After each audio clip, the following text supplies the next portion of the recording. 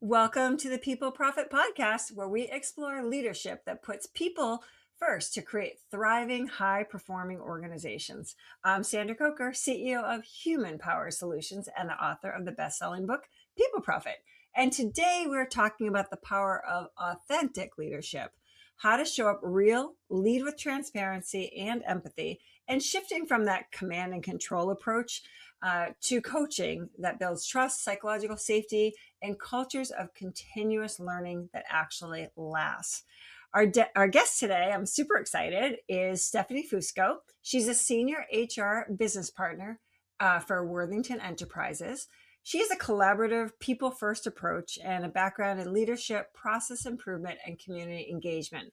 Stephanie has risen to stepping boldly into every opportunity. She contributes with intention and leads with authenticity, transparency, and consistency. Stephanie, welcome to the show. We're very excited to have you today. So we're super excited. Thanks for being here. We're very excited. So to our audience, if Stephanie's insights resonate with how you want to lead, hit like, subscribe, share, and follow to this podcast. Your support spreads all of these ideas through the organizations in our country. Thank you so much. All right. So Stephanie, your journey, it's a masterclass in stepping boldly into opportunities and showing up with intention. Can you walk us through your career journey and how you got to where you are today? Yeah, so a little bit about my professional journey and kind of how I got to where I'm at today.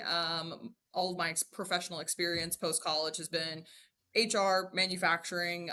So from that scope, it on paper doesn't always look like I've had a lot of changes or different things kind of going on. However, I've worked in a different capacity of sizes of manufacturing facilities. I've worked both in Ohio and now Rhode Island. So demographic wise, it is a big difference when you talk workforce in the Midwest versus here on the East Coast. I didn't realize that until I made the transition and the switch. Yeah. So I had an opportunity to work with a lot of different people and progressed relatively quickly through my career. So, I've only been out of school now for close to nine years this summer. And all that time has been with Worthington, all that time within human resources, but quickly advanced into my senior level business partner role, again, by some of the stuff that I outlined, in my kind of biography that, just trying to be confident and showing up. And, it's not always the amount of time or experience that you have in a role, but I'm confident that I can contribute and I can listen and I can learn. And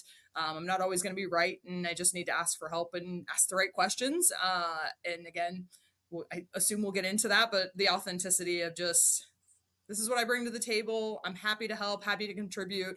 I just need people to be willing to meet me where I'm at. And Yeah. I think that's gone a long way. That's been a huge push for me, that people don't think I'm showing up in a way that's not authentic. And yep, we know exactly what we're getting from Steph. If she's going to be in the room, we know what she's going to bring to the table. And I think that's been able to help project me into some of those positions that I've had over the years. So I think that's great. And you did, I want to dig a little bit deeper into that authenticity, the transparency, as well as the consistency that really just became your foundation of your career from what it looks like.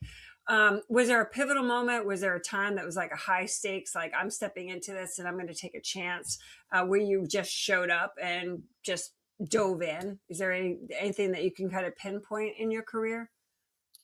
yeah, I genuinely, I think there's two very distinct points. The first one was when I first went into a leadership level role. Again, honestly, probably sooner than I should have. I'd been Okay. working kind of entry level HR, generalist type work. My manager had been with the organization for many years and had found an opportunity externally. And my local team, who worked very closely with me, was like, "Yeah, you can do this. Like, you know what you're talking about." And again, on paper, I'd only been out of school for probably 2.5, 3 years at that point. Right. I'd never managed a significant process or a significant team. I'd been team leads and entry level stuff throughout other jobs that I had held, but nothing of major significance. Right. And again, that was my team just trusting that, yep, we know what you're going to bring and what you're going to do. The second piece was my big jump when I moved across country. So I had been a manager through COVID in Ohio, and that was challenging in and of itself as a new leader and new to a lot of HR policies and procedures and kind of learning as I was going. Opportunity became available to take on a much larger role. The facility I support now is about at least twice the size of the facility I was supporting in Ohio. So again, being still relatively young in my career and my experiences, uh, the opportunity was laid out like, hey, this is going to be a lot. It's going to be a lot you've never done before. Is that something you're willing to sign up for?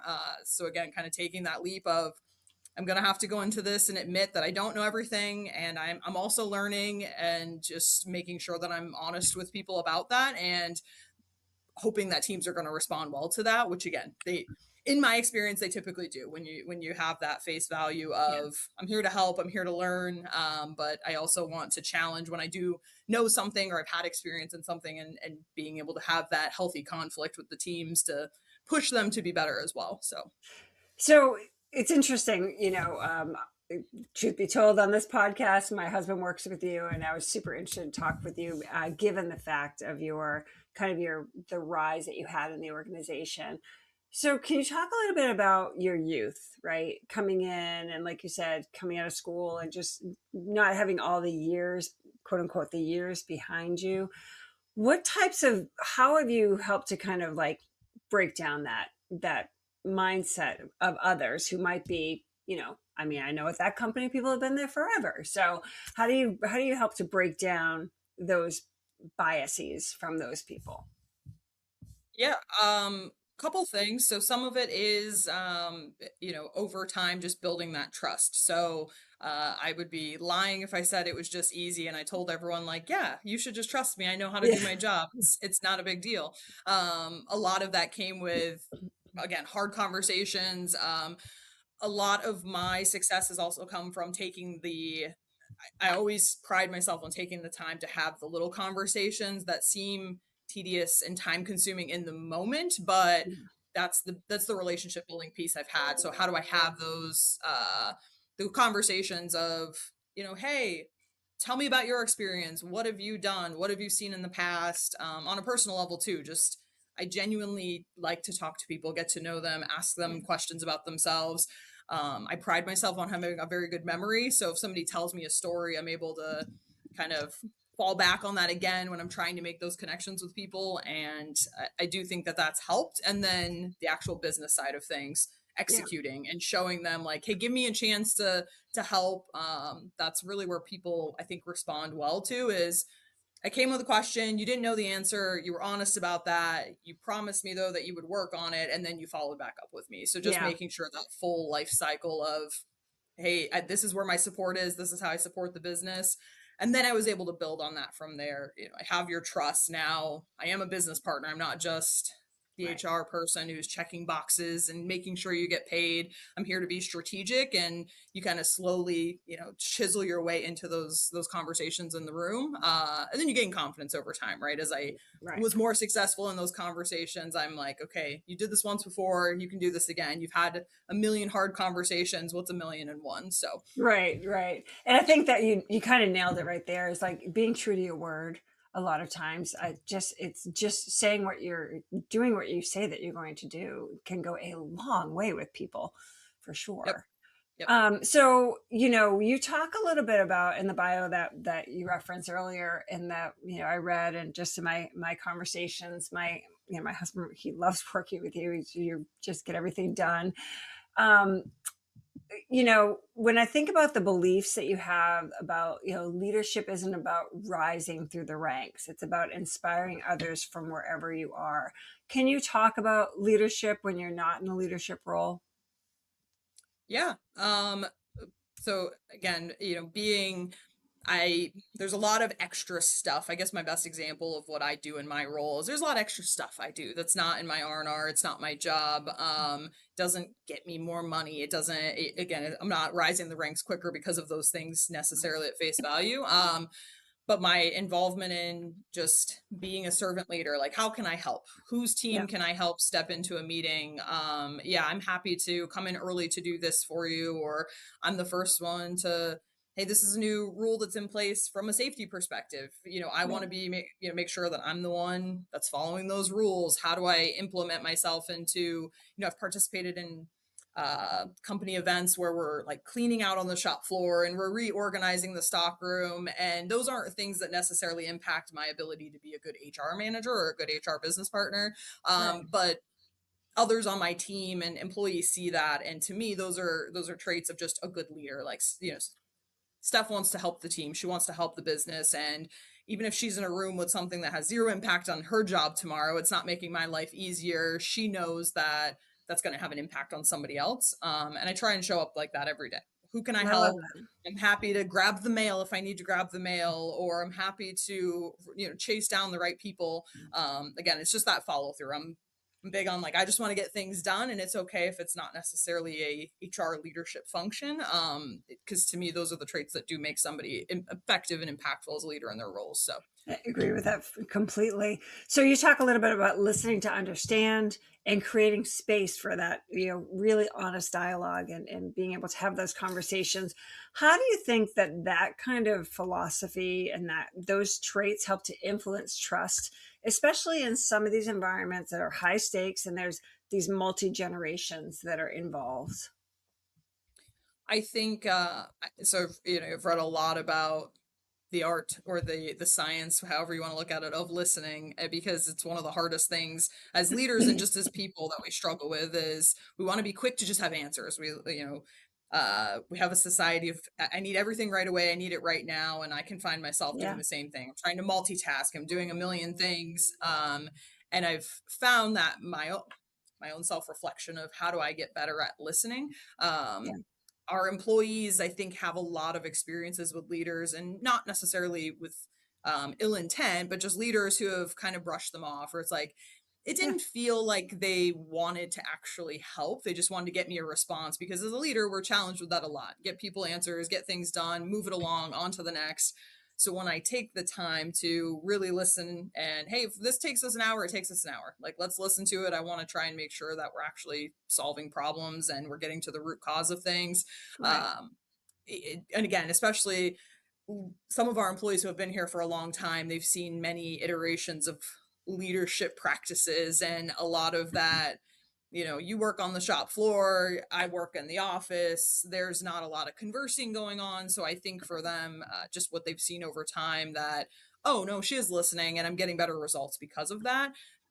Again, back to the trust piece, they trust me more, they come up a lot more often, they're asking more questions. I'm trying to develop an atmosphere where talking to your leader, talking to an HR professional, being in the front office is not a scary thing. Like, I'm Yeah. also here, this is my job, right? So it doesn't have to be an intimidating factor. And historically, like, that's just not always been the way businesses have been run, not just ours but in general. So In general. um that's been critical for me to try and build some of those harder relationships with longer term employees. I really enjoy that piece because one of the things we talk about constantly with our clients, especially with our boots on the ground, are the people that are working in the manufacturing or on the retail space or whatever, wherever we're working, is, your executive leaders are all humans. I mean, they wake up in the morning, they let their dogs out, they have their Hmm. coffee, right? And so it's the larger than life persona that sometimes that is projected onto a leader, and you're just like, I'm just a regular person, Yeah, um yeah. I tell so them, I'm like, guys, I also had to take my trash out this morning before work, and I yeah. sat in the Yeah. same traffic as you, and I have to go home and make dinner, and I don't want to make dinner. And Yeah. yeah, my role looks a lot different than some of theirs, and I have, I don't take the extra responsibility I have lightly. But yes, at the end of the day, we're all here because we want to get paid, we want to do fun things outside of work with the money we earned, and we want to make an impact on the business. So our roles just look a little different. That's all. Yeah, that's great. So you shared a story that earlier in your career you shifted from a command and control to a coaching based leadership to help a team navigate a change. Can you talk about the resistance that going to a coaching based leadership model? What resistance do you face when you have to do that? Couple things. So when you are again, coaching can be hard, just like listening to understand can be hard because the commanding sometimes can just feel like the quicker win, right? Like just do this because I told you to and because I'm the manager in charge and I just we need to get through the day, right? We're in that like fight or flight mode and we showed up to fight today. So, Yeah. coaching takes more time and can be challenging in the sense of just the timing and the patience that comes along with it. However, we've found with developing our teams and working through a lot of coaching trainings versus that demanding just to be done is people do tend to just respond better when they feel like my leader is coaching me because there is a reason for me to be coached. There's an impact to this at the end of the day. It's not just, I don't understand why I have to do this, right? Just Right. being, you can do a lot of things at work just because you were told to, but if you don't always know the why and you don't understand how can I get better? You're just, again, you're in that day to day fight or flight of like, okay, I got it done again, probably going to make the same mistake tomorrow.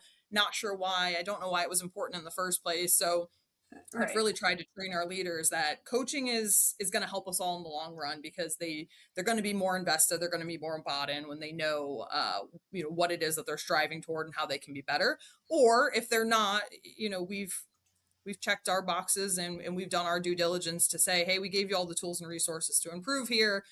What are our next steps? Is it more of a command versus are you the right person for the Yeah. team? Yeah, the situational leadership I always go back to as well. Like, when the new employee, you're doing a lot of the command and control, but as they learn their skill and they get better, they move through that continuum. And sometimes people never get out of that command and control, and that's like you said, whether they stay or not, it's going to be up to them. Mhm. Um, so, and you also emphasize creating a culture of continuous learning, not just performance. So, I love the fact that you look at employee development and upskilling employees is a key part of your job. So, if you were to talk to other leaders, other young leaders like yourself, how do leaders model well-being? How do they set boundaries while still driving the results that they're looking for?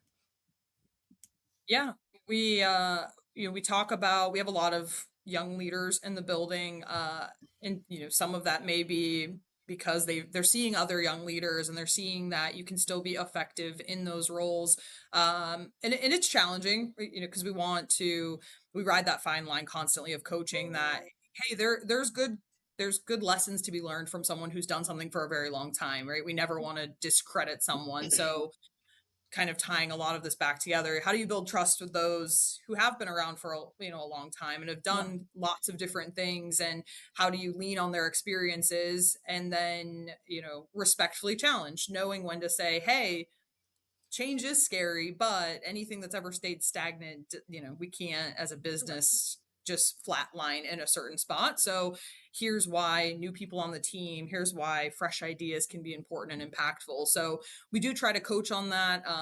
Even with like peer to leader transition, we talk about that a little bit because leaders get promoted over their peers who have maybe been doing the job a lot longer, but they don't have a lot of those soft skills and leadership skills. And right. that's a delicate conversation to have as well to, hey, I know I haven't done the job as long as you have, but here are all of the soft skill traits that I have and here's how I can help you. That's the other thing we talk about. How do you help your peers who maybe don't possess all of the same strengths that you do, and how do you ask them for help on some of the stuff that they're great at? So Yeah, I think in that this environment, manufacturing in general, we do a lot of medical manufacturing. We're in cannabis, so we do a lot of that, as well as food and all that. And it's really interesting to see the different types of people that are in that organization. And there's so many different leadership and communication styles. So when you're teaching or when you're modeling these soft skills, how do you guys kind of navigate between these different leadership styles and coaching styles? Like, what's some of the things that you do to kind of bring all these personalities together to kind of keep everything going in the same direction? couple things. The first one is we do train a lot we have to know our people. So the more we're interacting just with our teams and trying to meet people where they're at, is going to go a long way because we can't go in assuming everyone's leadership style is the same or everyone's communication style is the same. So that's kind of our first starting point is know your people, know what you're, because there are I can vary my communication styles very different depending on, our employees. And we have Yeah. some that I've needed to use command for a lot longer before we transition to coaching than others. There are some that immediately you coach and then, have the hard command conversation later. So we focus on that primarily. And then from there, we've done a lot of different trainings and analysis or assessments, I guess I'll call them, of everyone has different strengths. How do we make them work together though? How do we make sure we identify I have this strength, which could also mean I have this gap? Right. Don't assume anybody on the team has ill intent. They probably have strengths that are just very different than yours.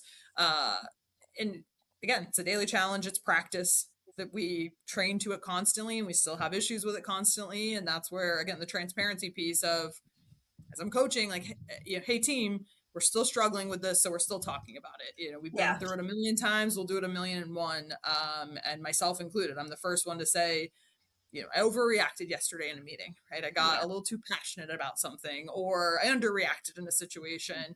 I'm the Right. first one to own up to those maybe shortcomings, and again, I think my team trusts me because they know if Steph doesn't think she did something the way it probably should have been done, she's going to reflect on that. She'll make sure she follows back up. And I think that encourages other leaders to do the same. That I'm not asking anyone to be perfect leaders or do it right the first time. How do we just make sure we're getting better every day? Yeah, I mean, I think that brings us to, that emotional intelligence is that's a skill that needs to be taught to some people, and some people have it and some people don't, right? So when you think about, helping people to listen, to understand, giving that real-time feedback, which can be difficult in the moment, that empowers a team to take ownership and learn from mistakes. When do you have, like, in today's interconnected, like the diverse workplace that we have today, how does an approach like this, where you're really grounded in this emotional intelligence, how does it support psychological safety for collaboration and problem solving? Because a lot of times you can't, people are in manufacturing, they're like, we got to do it this way, and there's really little room for collaboration. Yeah. It's a struggle. We train to it a lot. We have plenty of leaders that it is just having to know when you have to have the hard conversations, or if you're not comfortable having them, who do you get involved to help have those hard conversations? I've had many conversations I personally put off because I know this person's not going to get it, right? They're not going to see where I'm coming from, and I'm going to have to approach this in a way I typically wouldn't. And I don't want to just get another manager involved because I want to be able to handle things on my own. And within our, to your point, line of work, there's just so many people of different backgrounds, different experience levels, right, wrong, or indifferent, haven't had training, haven't had the opportunity to learn Right. about EI and how you can adapt and how you can learn to improve in certain areas.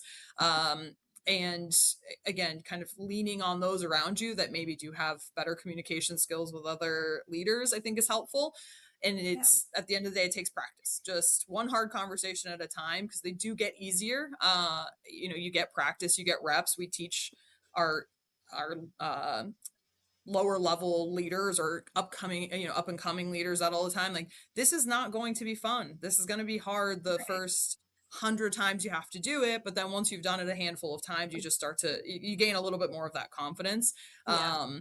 And it's really just putting yourself out there and knowing this might go terrible, this might not end the way that I want it to, and that's okay.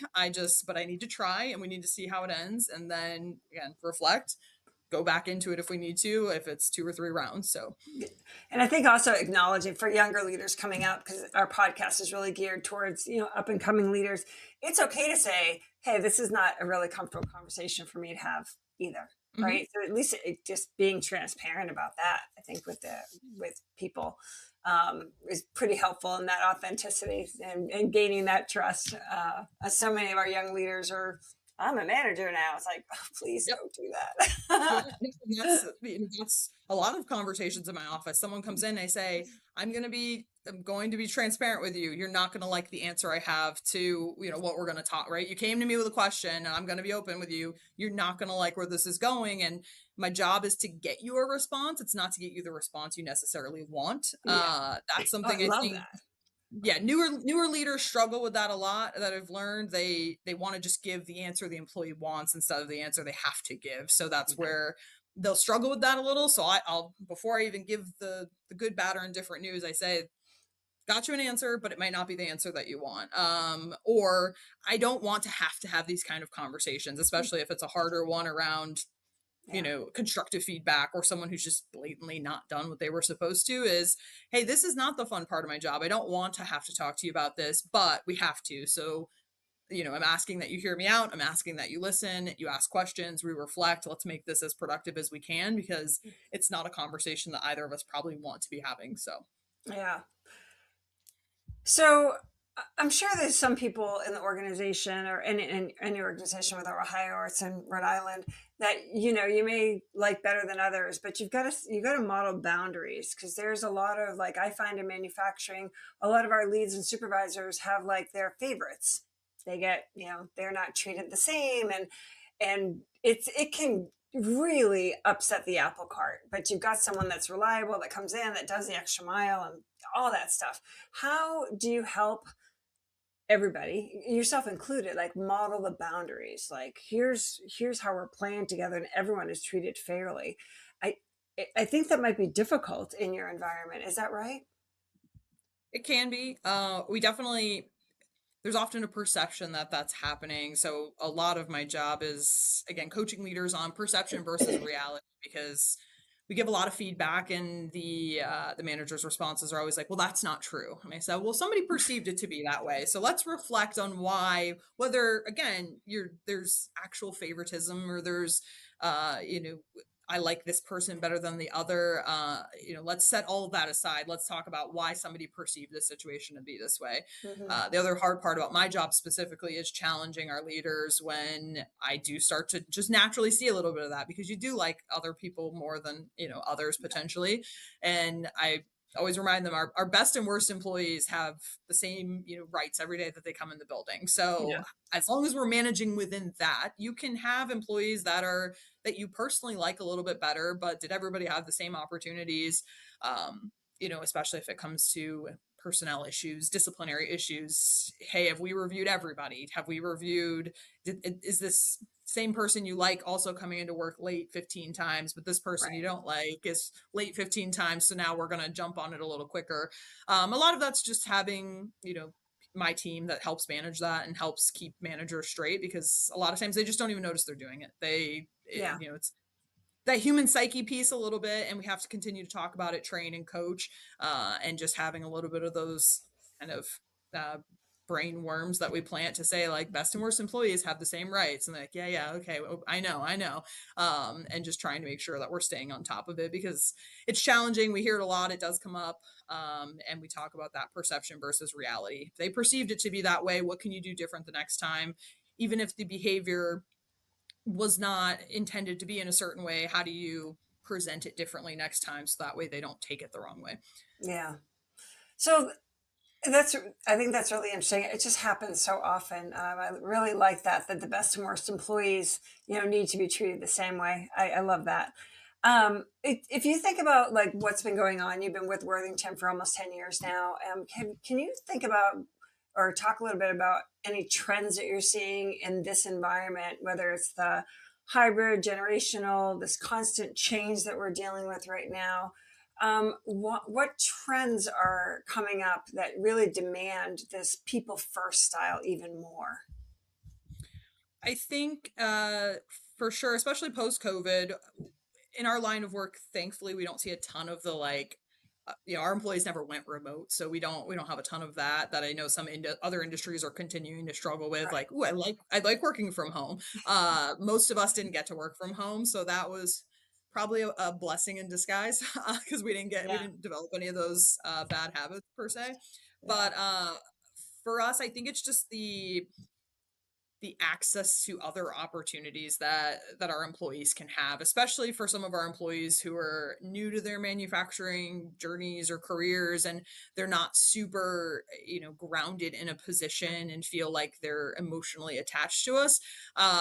They'll just quit. Like they'll show up Yeah. to work when they feel like it. There's not as much of that I don't think loyalty piece that's built in because and I don't, there's probably a multitude of reasons for that. We have the internet. You can see a million jobs posted, and maybe there are remote opportunities. And I think people just think, I'll just go get a new job. It's just, I woke Yeah. up today. I didn't like how someone talked to me at work today. It was too hot in the building. So I'm just going to not go back. Right. So that's our biggest challenge, is getting people to want to come back to work and creating some of those special, or what makes us stand out compared to the next place, or compared to working at the retail store up the road or the gas station. And because the work we do is not glamorous, so we know that we're already up against the odds there. And a lot of that is the people focused stuff that you're not going to get at a lot of other manufacturers, or industries similar to us, because it's just the type of work. And if we don't invest in our people and take the time to do that, that may be hard for somebody to walk away from. So we try and make sure we're portraying that, we're showing those opportunities to our employees as a benefit, that may not have a dollar amount attached to it, but does have an impact on your overall well-being while you're at work.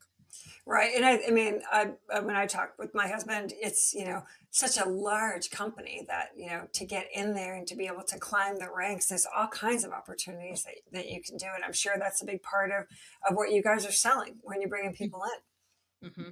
Yeah.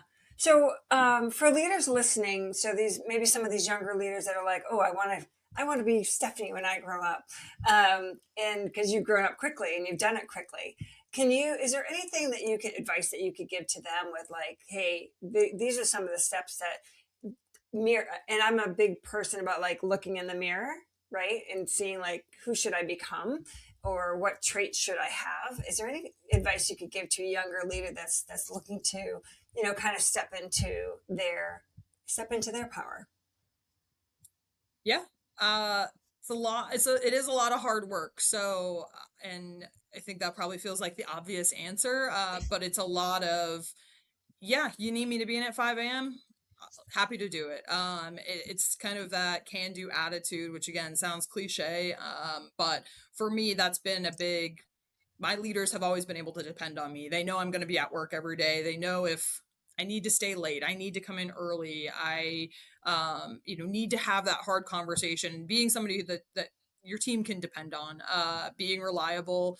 And, again, just making sure that you show up as you are. There's never been a question of, do I have, is there some kind of hidden narrative to my ways?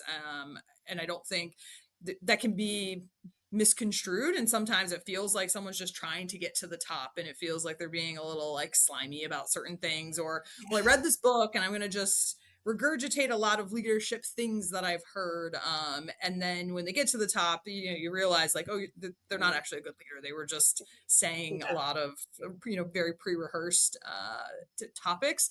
So for me, the biggest part has just been being reliable, showing up, working hard. The other thing is I'm very particular about how I do my work. Something I've seen is just a lot of people who do want to come in and do okay, right? I'm doing what's expected of me, and to really stand out, especially in an organization the size that I work for, or even if you're maybe in a smaller organization, but you do have to try and separate yourself somehow. So how do you go the extra mile? How do you make sure that I've triple checked this document? My PowerPoint has, especially early in my career, there were, those were the little things that mattered. Where Yeah. no, I made sure everything was done on time. Nothing was late. I made sure there weren't typos in the memos I was sending out.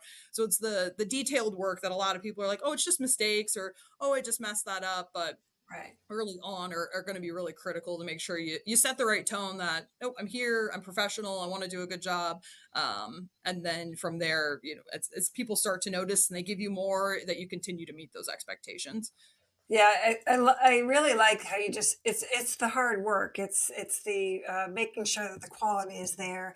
And I think a lot of times our young leaders just think that because they're here, they should be promoted. And there's so much more to it than that.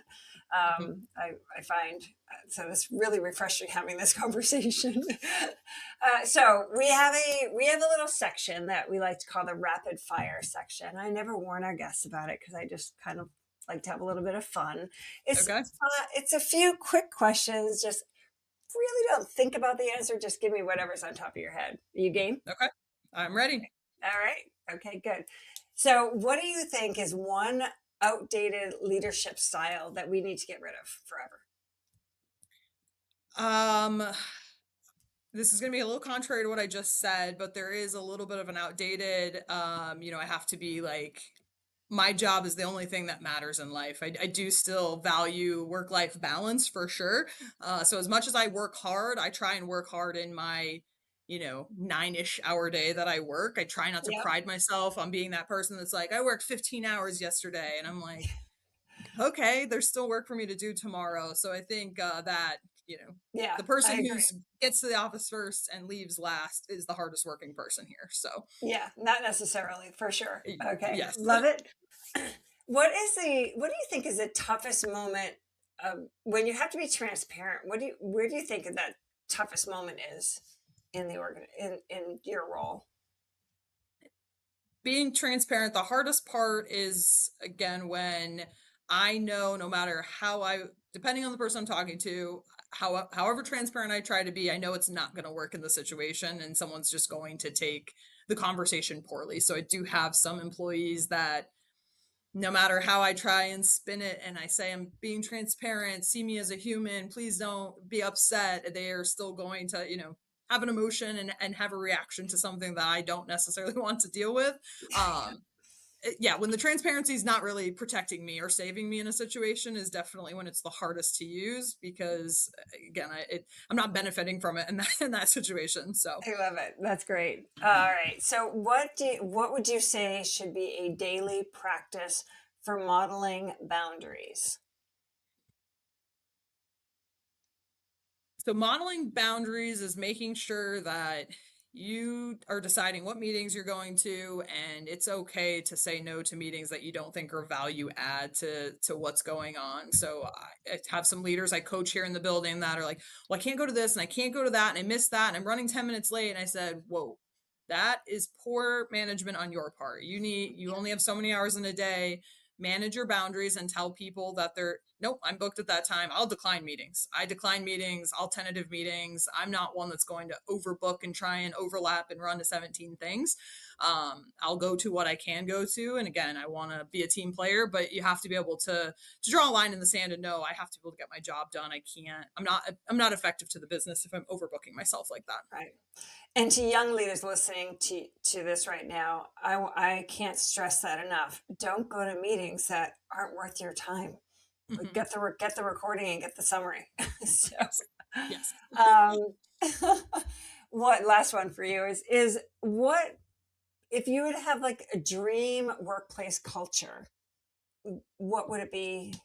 What would you build it as? My dream workplace culture would definitely include a group that is very collaborative, but understands that everybody kind of has their strong suit that they bring to the team. I think we overhype collaboration sometimes, and we don't let people that are just good at things be good at those things. And like for me to trust the team, right? I'd love to have an environment where we all come in and we're doing our thing and we trust each other, those things are getting done. Mhm. But we have challenging partnerships and we can still collaborate and know like, hey, can I run this by you? Does this sound okay? That to me is that sweet spot of you're letting me do my thing, you trust me to do my thing, but you're going to let me know if maybe you don't agree or you have questions or you need to challenge me for whatever reason. That would be an ideal day. I love that. That's great. I love that. I think people not staying in their lanes, but being in their lanes and being able to, just be in their zone of genius for a good part of the day is it's just so energizing for people when they're in Yes. those zones. Yeah, for sure. Yep. So one last question for you, and what's in one sentence? What's a leadership shift that you hope that listeners listening today would make? Be transparent to who you are as a person outside of being a leader. Okay. Nice. I love that. So that's the foundation that great cultures are built on. It's authenticity, transparency, and that collaboration. It's just so great. Thank you so much for your thoughtful wisdom today. I really appreciate you being on the show. No, thank you for having me on. So here we go, guys. We're wrapping up another episode of the People Profit Podcast. If Stephanie's authentic coaching focused insights connected with you, again, please like, subscribe, share, and follow, and tag a leader who's ready to show up for real. Stephanie, some of our audience might want to connect with you. Is there a place that they could connect with you? Yeah, I'm on LinkedIn. Feel free to search there, and then email can also be provided if that's something. I think it's on my LinkedIn too. So Sure. Awesome. Well, make sure that your LinkedIn profile is down. Well, we won't send your email out. We'll make sure your LinkedIn thank is you. in the comments. And make sure you guys reach out today. Appreciate it. Stephanie Fusco, thank you again so much. I really appreciate you being on.